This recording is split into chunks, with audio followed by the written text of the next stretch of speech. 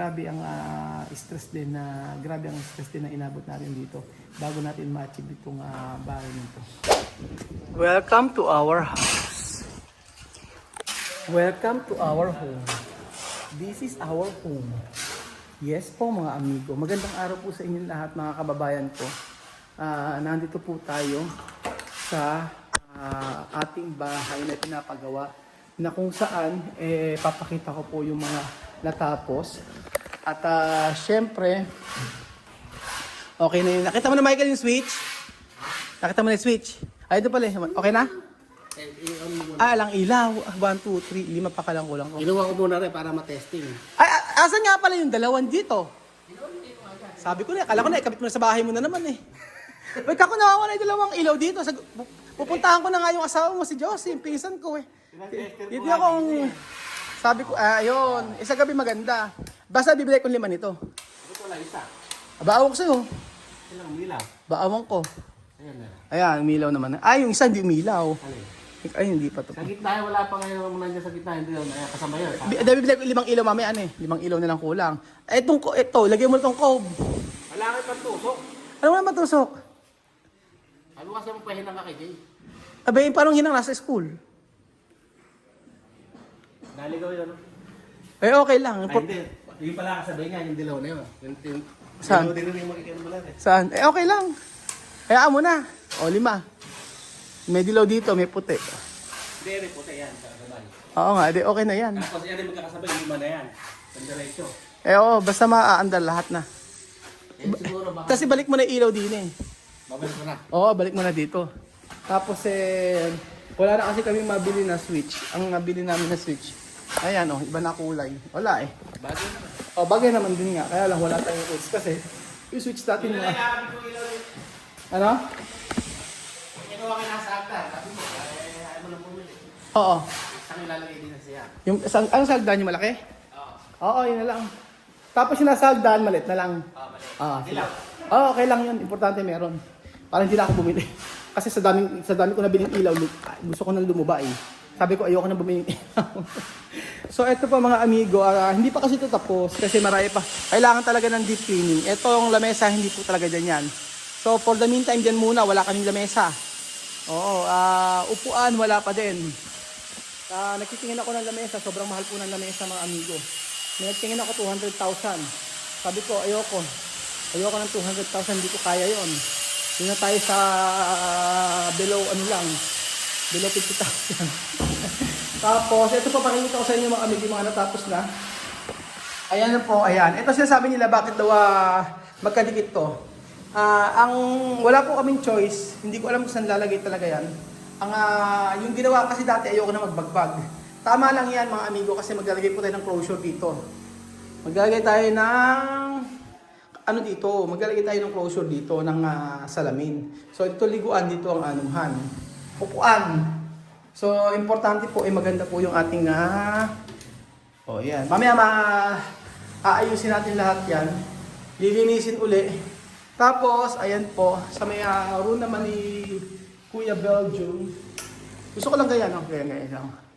Actually mga room okay naman nakalinis naman na eh. Kaya lang kailangan pa uling linisin.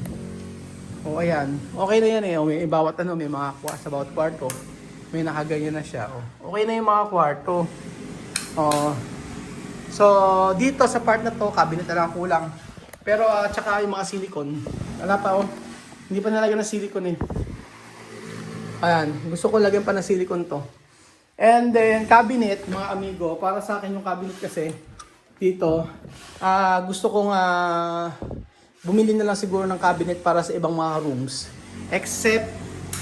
Except po sa room ni Kuya Belgium tsaka sa may walk-in closet. Ayan po.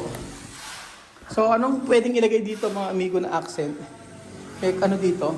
Paintings ba? Ayan, hindi ko alam. Ayan mga amigo. So, grabe mga ka-dreamer. Ayan grabe mga ka-dreamer. Tapos dito po mga kababayan ko, ay okay naman na dito, kurtina lang naman mga kulang. And then di sa ni Kuya Belgium, hindi pa rin siya tapos. Pero ang kulang na naman dito ay yung kanyang, yan, kompleto na yun eh. Pero magkapalagyan ako ng cabinet dito sa baba mga amigo. Bakit? Para dito lagayan ng mga cleaning materials ni Kuya Belvin. Para lahat ng banyo dapat may cleaning materials. So may salamin na rin yan at pangarap ni Kuya Belvin ito. Tapos ito tox pa ito, hindi pa siya tapos.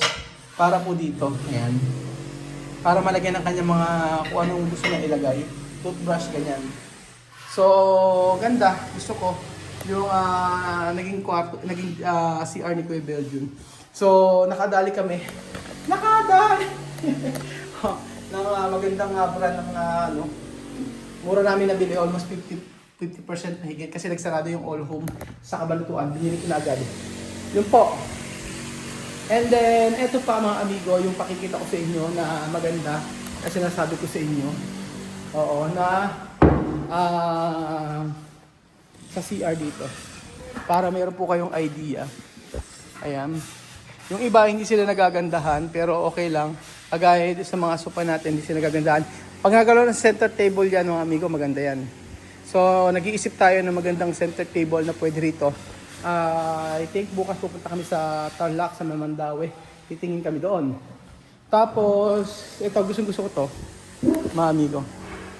Tapos mga amigo, dito sa may kabila na to, halos tapos naman na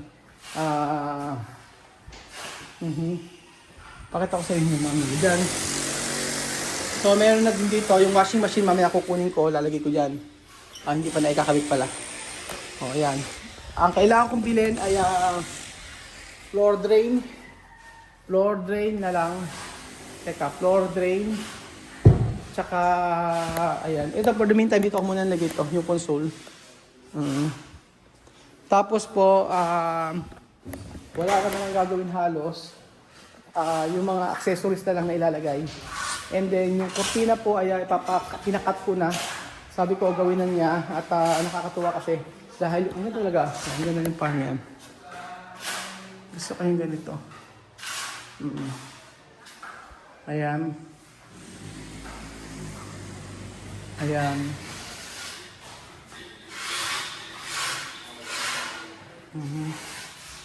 Maganda naman siya mga amigo. Sabi ko nga sa inyo, kung kabi ang... Michael, kabit mo na kaya to? Doon, no? Kaya mo na yan. Tapos po, dito, tuturo ko sa inyo. Sa second floor, madumi pa rin siya. Naglinis na kami pero madumi pa din. Tapos po, talagang pagka nagkatrabaho sila, hindi sila sarili na walang electric fan at saka aircon. Kaya po talaga si Foreman, talagang kailangan naka-electric fan yung nagsasayang ng kuryente, tapos naka-aircon. Bandar niya aircon dito para malamig naman. Hindi, okay lang yun. Ito naman, nagbayad ka nga ng 4,000 na kuryente. Pati pare-pares tayo maputulan ng kuryente. Sinisilikon lang. Yung mga abang mo, hindi na naman. Oo. Ay, tama pala. Ginawa lang namin ng... Ayan. Gilagyan nyo ng ganyan. Ayun po yung dating butas eh. Okay lang yan. Malayo yung... Kasi hindi naman natin alam na bibili ng ganitong ano. Iba pa rin yung doon ng lahat. Oo. Kahit yung... Dahil mo sinasabi. Pasok mo na. Dave, pasok mo na yan. Sige na, okay na. Gawa na ng paraan, di ba? Tagilid, mura. Ayan. Hindi ba nalusot yung tae dyan? Maganda rin naman pa. Okay, tama. Palalagyan ko ng closure din dito. So ayan, dyan. Ay, natulog na po sila. Pag hindi po... Mamaya, itatry natin lahat yan, ha? Tingnan natin kung merong ano. So ayan po. Lagyan din natin ng closure dito. At sabi ko nga po mga amigo, dito pa sa may part na papakita ko sa inyo yung mga dapat na gawin. Ayan. Ayan, dito. Ay, nako. Wala, asan na. Dumumi na naman siya kasi kinakabit natin yung dapat ikabit. Tulad nito. Lagyan ng tissue. Wala yung kabitan. Sana ilagay yung kabitan. Hindi naman nila chinek yun eh. Yari, hindi naman makakabit yung isa. Chinek naman namin ang binili namin. Kaya lang, ayan, may closure din na salamin. Oh. Hindi nyo masyado ma-appreciate kapag hindi sa personal. Pero gusto ko yung ating smart na ano, ito. Smart toilet bowl. Gusto ko yan, mga amigo. Tapos, yun na. May mga i-retouch pa pero okay lang. Para matapos ng lahat. Paglilinis talaga ang pinakamahirap. So, mamaya itatry natin lahat yan. Kung anong kakatapusan. Para naman po maging maganda yung kakalabasin ko. So, ayan. Ang mga dapat na gawin dito. Kaya naman ang gusto ko yung tiles na pinili ni Lenlen. Pag sa personal nakita niya sabi nila hindi raw magkakatugma. Hindi raw siya magkakatugma. Ay, magkakatugma siya. Ganyan lang talaga siya. O may ganito siya, may ganito. Ganyan lang talaga yung kabit niya. Pero malinis naman kasi siyang tingnan. Tsaka maganda siyang anuhan. Maganda siyang madaling linisin. So ayan mga amigo. Importante ay meron tayong bowl dito. May toilet bowl. At saka po maayos yung ating lagay at hindi po tutulo o maglilik sa taas. Yun naman po ang inaantay natin. Ang dami pang yung sa may kabila may mga papaayos pa ako sa mga pintor hanggang andito sila. So yun po mga kababayan ko. At gusto ko dito sa part na to. Asang di pa na ikakabit ang hindi pa nakakabit oh. Gusto ko yung dito, napakalamig kasi niya. Sabi ko nga ito ang tahanan ni Weng dito sa part na to.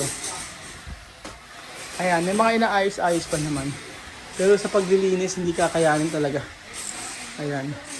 Kahit ito wala pa rin siya, nilagay lang siya. Pero pagka nilagyan na siya ng mga accessories dyan tulad ng mga dito, ano bang maganda rito mga amigo? Anong magandang ilagay dito sa mga design na yan? Diba? Anong i-design? Anong disenyo ilalagay natin mga amigo? So, ayan na po ang halos na tapo sa bahay na inilalagay na isa yung mga accessories sa mga toilet. Opo mga amigo. So, ang nagustuhan ko dito mga kababayan ko, alam nyo, yung wala siyang, hindi po mainit yung lugar na to kasi sobrang taas lang ceiling niya. Opo. Sobrang taas niya. Hindi kagaya namin sa may bahay namin na maliit. Pagka po sa umaga, pag mga ganitong oras, alas 11 na, mainit na, so nag-aircon na kami. Dito, hindi mo kailangan mag-aircon agad-agad. Siguro mga 1 o'clock. Kagaya niyan, mahangin dito sa part na to. Ang kailangan lang talaga ngayon is maayos yung mga screen door. Wala pa ice cream na yan. Ito kasi hindi pa na ilalagay mga amigo. So ayan. At wala pa rin yung mga cabinet. Pero pag naayos yung cabinet na yan, ay okay na po lahat mga amigo. So, this is it, pansit. Finally, ay pwede na actually pwede siyang tulugan, pwede siyang lipatan. Pero gusto ko po sa talaga yung tapos na yun namin yung mga gamit. Lahat bago kami lumipat dito. So ayan po ang latest po sa pinatuluan. Ala talaga? Hindi po, wala. Baka nandito lang. Oo, kasi asan ba yung box dyan? Yung in-order, wala eh. So ayan po mga amigo, maraming salamat po. At mamaya, babalikan ko po kayo. Kung may oras. Very busy ang araw na ito. Gusto ko lang pakita sa inyo yung mga ginagawa na para makita nyo po yung mga dapat ikabit pa.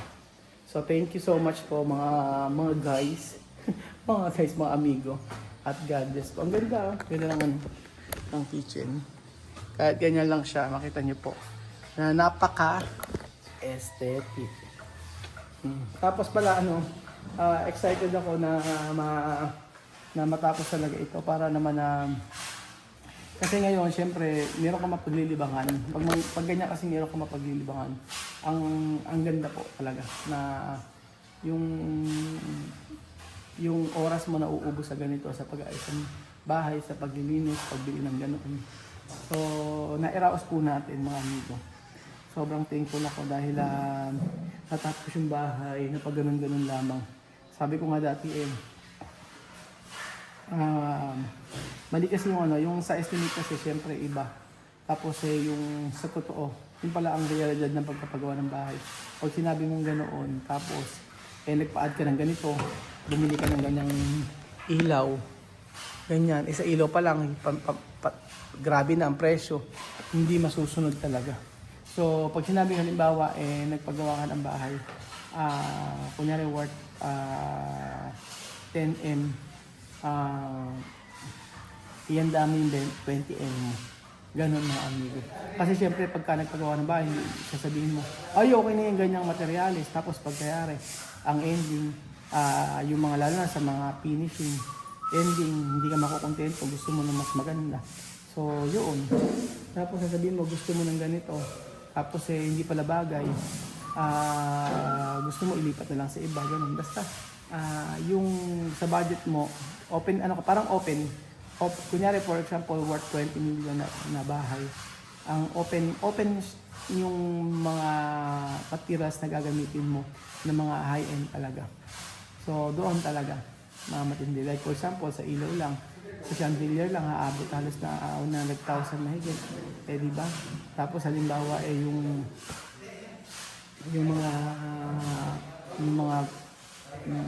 mga shower mo.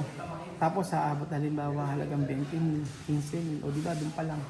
Tapos sa gaya niyan, nagpakabit ka ng ganitong aircon. Yung ganyang aircon naabot lang 100,000 mahigit. O diba? So, sabi ko nga po sa inyo, pag nagpagawa kayo, lahat ng stress aabutin niyo.